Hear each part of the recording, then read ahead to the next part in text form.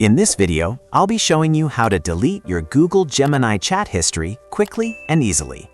If you want to remove all your previous conversations from Gemini, just follow these simple steps.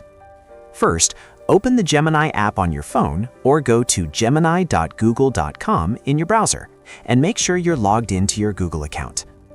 Next, tap on your profile icon in the top right corner of the screen. From the menu that appears, select Gemini App Activity. This will take you to your activity management page. Give it a few seconds to fully load. Once the page loads, look for the Delete option. Tap on it.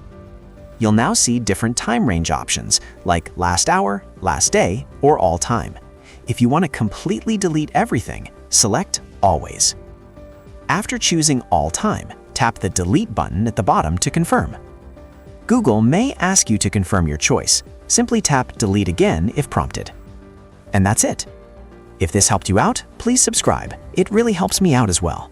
Thanks for watching, and I'll see you in the next one.